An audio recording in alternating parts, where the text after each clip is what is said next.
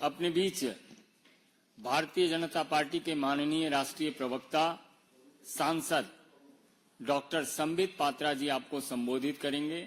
मेरा विनम्र निवेदन है माननीय संबित जी से आपको संबोधित करें। धन्यवाद संजय जी और मित्र के हमारे प्रेस के सारे मित्रों को बहुत बहुत अभिनंदन, बहुत बहुत स्वागतम। आज आप जानते हैं 26 तारीख है, 26 जून है। स्वाभाविक रूप से एक महत्वपूर्ण दिन है, ऐतिहासिक दिन है। आज से 50 वर्ष पूर्व जब भारत उठा था, प्रातःकाल तब भारत के प्रत्येक नागरिक को मालूम पड़ा था कि श्रीमती इंदिरा गांधी तत्कालीन प्रधानमंत्री कांग्रेस पार्टी से उन्होंने देश में इमरजेंसी अर्थात आपातकाल लगाया था। और आप देखिए विडंबना कि आज 26 तारीख को 18वीं लोकसभा चल रही होती है और माननीय ओम बिड़ला जी दोबारा चुन करके निर्वाचित होकर स्पीकर बनते हैं। लोकतांत्रिक प्रक्रिया से निर्वाचित होकर स्पीकर का निर्वाचन होना, जनरली हम इन विषयों में हमेशा कंसेंसस देखते हैं, मगर एक लोकतांत्रिक प्रक्रिया से गुजरकर ओम बिड़ला जी दोबारा स्पीकर बनते हैं, वाचस्पति बनते हैं। वाचस्पति के कुर्सी पर बैठने के पश्चात उन्होंने माननीय प्रधानमंत्री जी से कहा कि आप अपने मंत्रिमंडल से तारुफ इंट्रोडक्शन कराइए। माननीय नरेंद्र मोदी जी अपने मंत्रिमंडल से इंट्रोडक्शन कराते हैं, अपने कैबिनेट से इंट्रोडक्शन कराते हैं और उसके पश्चात हमारे स्पीकर वाचस्पति उन्होंने इमरजेंसी के विषय में कहा। इसमें कोइंसिडेंसेस क्या क्या है देखिए। 26 तारीख का कोइंसिडेंस है, कोइंसिडेंस है कैबिनेट का। जब 50 वर्ष पहले 26 तारीख को प्रातःकाल भारतवर्ष को पता चला था कि इंदिरा जी ने देश में आपातकाल लगाया है, उस समय आपको जान के आश्चर्य होगा, केवल भारतवर्ष को ही आश्चर्य नहीं हुआ था, इंदिरा जी के कैबिनेट को भी आश्चर्य हुआ था, क्योंकि इंदिरा जी के कैबिनेट को भी मालूम नहीं था कि आपातकाल लगा दिया गया है। 25 और 26 के मध्य रात्रि के आसपास चिट्ठी भेज करके इंदिरा गांधी जी ने बिना अपने कैबिनेट के सहमति के उन्होंने राष्ट्रपति से हस्ताक्षर करवाए थे। अगले दिन कैबिनेट की बैठक हुई और पोस्ट फैक्टो उस रिजोल्यूशन को एडॉप्ट किया गया, जिसके विषय में आज ओम बिड़ला जी ने बताया कि पोस्ट फैक्टो पाप करने के बाद उस पर मोहर लगवाने का काम इंदिरा गांधी जी ने अपने कैबिनेट से कराया। लोकतांत्रिक तरीके से स्पीकर का चुनना, सारे कन्वेंशन को ताक पे रख के भारतीय जनता पार्टी और एनडीए के सदस्यों द्वारा कल अपील करने के पश्चात भी कि कन्वेंशन नहीं है, स्पीकर पे इलेक्शन नहीं होता है, चलिए मिलके चलते हैं, एक लोकतांत्रिक तरीके से निर्वाचन होता है। और दूसरा अहम विषय है कि कैबिनेट का इंट्रोडक्शन होता है और कैबिनेट को साथ लेकर चलने की बात प्रधानमंत्री नरेंद्र मोदी देश के सामने टीवी पर पूरा देश देख रहा होता है। तारीख वही है, 50 वर्ष पहले सदन के पटल पर बिना कैबिनेट के अनुमति के आपातकाल लगाया जाना, और वह भी इंदिरा गांधी जी द्वारा। आज यह जो पूरी प्रक्रिया हुई है, मुझे लगता है इसने सबको बहुत कुछ सिखाया है।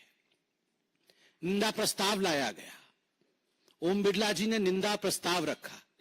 निंदा प्रस्ताव के दौरान उन्होंने इमरजेंसी के समय जो जो विघ्न बाधाएं थी, जो दिक्कतें थी, उन सब दिक्कतों को ओम बिड़ला जी ने उजागर किया। उन्होंने याद दिलाया कि किस प्रकार से मीसा कानून में परिवर्तन करके नेचुरल जस्टिस को बाधित किया गया था, हजारों लोगों को किस प्रकार जेल में डाला गया था। और मैं बता दूं, 1,40,000 लोगों को जेल में डाला गया था, लगभग 22 कस्टोडियल डेथ्स हुई थी। और जिन लोगों को जेल में डाला गया था, आप तो अटल बिहारी वाजपेयी, आडवाणी जी और जो हमारे जनसंघ के लोग थे, नेता थे, उनके नाम से आप अवगत हैं। मगर आप कई लोग जानते हैं कि चरण सिंह जी भी जेल में थे, मुलायम सिंह यादव भी जेल में थे, लालू प्रसाद यादव भी जेल गए थे, देवीलाल जी भी जेल गए थे, एम करुणानिधि भी जेल गए थे, एम के स्टालिन भी जेल गए थे, शरद यादव भी जेल गए थे, और सामने ही बैठे हुए थे आज ट्रेजरी बेंच के सामने श्री टी.आर. बालू, जिन्होंने धन्यवाद प्रस्ताव रखा था निर्वाचन के पश्चात। टी.आर. बालू साहब भी जेल गए थे इमरजेंसी में। विडंबना देखिए, जैसे ही निंदा प्रस्ताव इमरजेंसी के ऊपर ओम बिड़ला साहब रखते हैं, तुरंत कांग्रेस के जो सदस्य हैं वो सारे खड़े हो जाते हैं, हो अल्लाह शुरू कर देते हैं कि ये अनडेमोक्रेटिक है, ये उचित नहीं है, काहे का इमरजेंसी, कौन सी इमरजेंसी, हाय हाय तौबा तौबा, सब शुरू हो जाती है। वेल के तरफ कांग्रेस के एमपी भागते हैं। मैं पीछे बैठा हुआ था, मैं भी देख रहा था आश्चर्य से कि कांग्रेस के सारे लोग तो भाग रहे हैं, मगर समाजवादी पार्टी के लोग सब बैठे हुए हैं।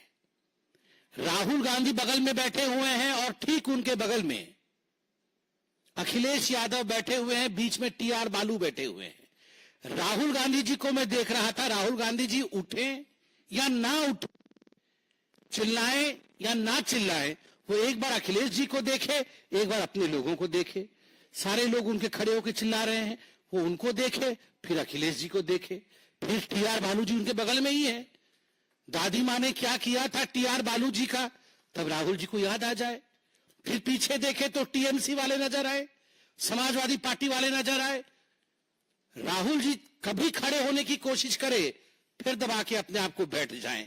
ये परिस्थिति इंडी अलायंस की आज जो हुई है पार्लियामेंट के अंदर, ये तभी होती है जब आप अन्यायी होते हैं, अन्याय का साथ देते हैं और बड़ा न्यायवान दिखने का प्रयत्न करते हैं। ये कांग्रेस पार्टी न्यायवान दिखने का प्रयत्न कर रही थी। कैसे? संविधान की प्रति खरीद के लाकर हाथ में पकड़ रही थी और संविधान बचाओ के नारे लगा रही थी। राहुल जी, संविधान की प्रति खरीद के लाके हाथ में पकड़ने से संविधान नहीं बचता है। संविधान के प्रति हृदय में सम्मान होने से संविधान बचता है। 42nd अमेंडमेंट क्या था? 38, 39, 40, 41st and 42nd amendment.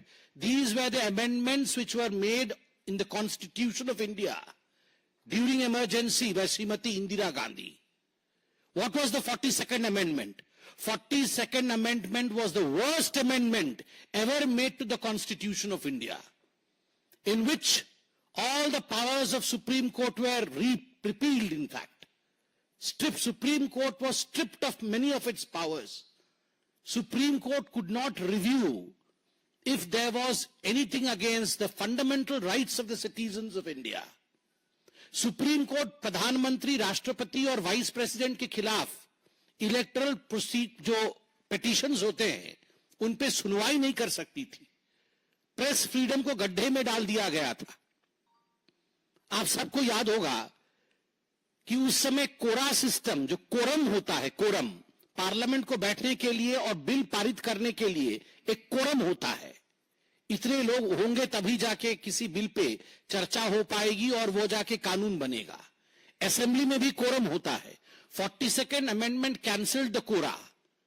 एक भी व्यक्ति अगर सदस्य मौजूद है और उसकी इच्छा है कि हम संविधान को बदल सकते हैं, तो वो एक सदस्य संविधान को बदलने की क्षमता रखता था। They finished the Kora system.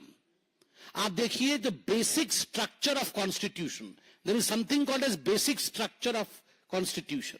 जैसे हमारे जो हार्ड मांस के शरीर में एक बेसिक स्ट्रक्चर है जिसको हम स्केलेटन कहते हैं, उसके चारों तरफ हार्ड मांस का ये शरीर है।